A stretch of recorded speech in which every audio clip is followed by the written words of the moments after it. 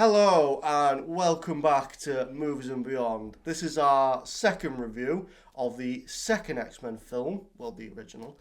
And we've just watched it recently and we are doing sort of a recap of... A road to Deadpool and Wolverine Yeah, sort of series. just something to kind of refresh our memory. I mean, well, I need to refresh mine because Callum here is a walking, talking X-Men Wikipedia. I believe the phrase you're looking for is... We can beep that out, that's alright. People will want to know us. Go on, compose yourself. I can edit you to the floor. Get schooled, Callum. Ah. Oh no. Anyways, we are reviewing each of the X-Men movies when it comes to the later ones because we've seen them all. I think we might do First Class, Days of Future Past and Apocalypse all Are in you like trying to kill me? I have to edit these things. No, in like a whole... Oh, in a bundle, okay. In a bundle. Yeah, if you've watched Movies Beyond before, we're trying something new. Normally we do a show 3 times a week. We try and... If there's stuff to talk about, we will go all week. So join in the discussion. It's fun. Cracking on with the video. So we've recently watched X-Men 2. This is X-United. X-Men United. And holy shit, this is a big step up. Didn't know it was a football team. What? This is a big step up. Yes, it is. From that first one, it's like they took the first one as like a little test, dip in the water, and then they went, let's go full fucking comic book, opening with Nightcrawler. Amazing. Yeah, the CGI was upped quite a bit here.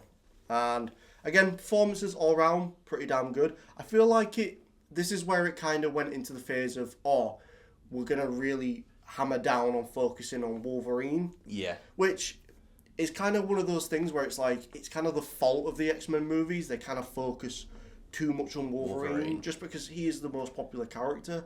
But at the end of the day, the films are still great. They are still X-Men movies, but you can definitely see the sort of the beginnings of, this is all X-Men, this is all Wolverine now.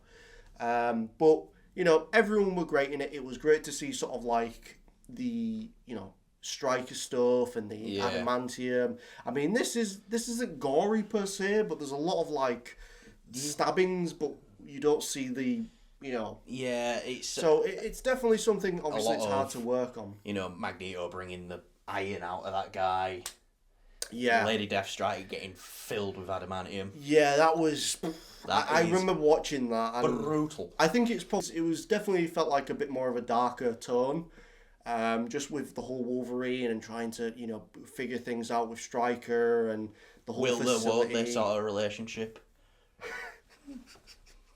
When I was younger, is the whole sort of Wolverine getting the memories of the experiments. There was only little tidbits in there, but it was kind of a bit creepy to see as a kid, and obviously the death of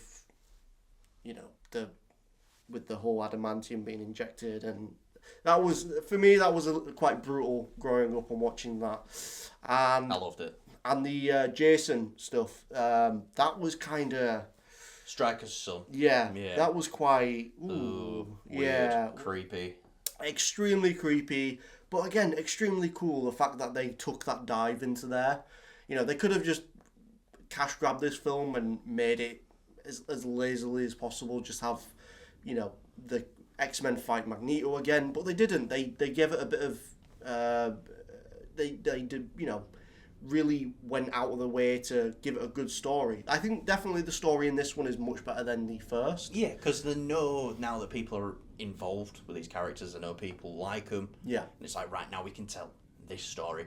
I love, Magneto getting involved with the team, but then he's kind of got his own agenda. Yeah, it's, it helps build up Magneto a lot more. I think that's probably one of the faults of the first film, is it didn't really build up his view that much. He didn't back his own sort of vision. It's like, all mutant kind, but then he's like trying to kill Rogue. Yeah. So... Yeah, I mean, it kind of goes down that generic path of, I'm a villain, but I'm trying to do good, but I have to kill to do the good. And it's understandable why Magneto is coming from where he's coming from. you know, obviously what he went through. I completely get it, and then it's like trying to kill every human. Mm-hmm. That, to him, makes sense. That is the right thing to do. Yeah, it's you know, again, looking back, the Dark Phoenix stuff teased, and they definitely felt like they were definitely set on doing the Dark Phoenix storyline, which unfortunately it wasn't done that well in Last Stand from what I remember, but we'll talk about that in the next one. But it's so cool to see it teased in such an early stage of comic book movies where it's like, oh, we're hinting at this thing. We know we're going to get a third film now, so that's... Well, it's good for the comic book fans. It's like, oh, is that if you're a comic book fan, you know what that is. So I think that's really neat that they, I think X-Men 1 helped sort of put boots on the ground, but X-Men 2 definitely got it running really sort of for the whole comic book genre movies.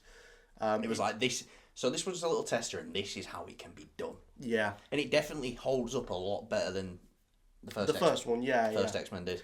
I mean, that being said, I still enjoyed the first one, but this X-Men 2 was a lot better. You said it right at the beginning, and it started the fucking hair on Hugh Jackman right at the beginning of the film at Alkali Lake. I mean, shit, he can rock it. He can rock it, but it was like, whoa. Yeah. What's your favourite scene? You little bitch. I really like the opening scene with Nightcrawler. That was really strong. It sort of like helped set the tone a little bit better. No one's going to be mad if that's your favourite scene, because I think that's everyone's favourite scene from that film. It's really good, yeah. And Lady Deathstrike, Wolverine fight. That was my second. I was going to say that. Yeah. I just think it was very brutal at the end, which is not like... It's just like, wow.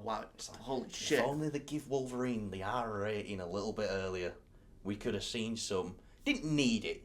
It's all... Well, we kind of got it. I mean, it was kind of like, just like claws, and then you don't really see it go in. It's just kind of there. But, yeah. Yeah, also, escaping the school. Mm-hmm. Great as well. I think one thing is Xavier just feels like he's kind of... Again, pushed to the sidelines. Yeah.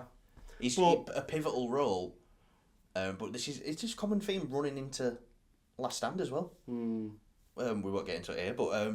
I don't remember anyways, that's why we're watching it. Yeah, that's why we're watching it again. But yeah, also, again, stop treating Cyclops like a bitch. Oh, you get bitch slapped at the beginning of the film, you get knocked out, then you appear mind controlled, shoot some lasers at Jean, and then you better, and then cry at the end of the film. And we won't even get into Last Stand. I think the Mystique stuff in this was really good as well. Yeah, the Mystique stuff was great. Yeah, the whole, putting metal into that guy. It was, again, I think this film is like, if this had an R rating, it wouldn't be too much different. You'd just see a couple more blood. Because this really feels like it pushes the edge of... It definitely does. So it doesn't, we're not saying it needs to be R rated. No, but it felt like it could have. It could have. It felt like it was pushing the limits of what... service the story at all. No, but I'm saying it sort of pushed the limit of like, okay, can we do this and still not make it R-rated? Yeah. So that's, I mean, again, when you look back at all the films, the bridge between R rating and obviously when it's designed for kids to go see the film. Well, the whole reason we got PG-13 is because of Temple of Doom. That came out and it was like, oh, it's going to be R-rated, Steven Spielberg. And I was like, can we make another rating?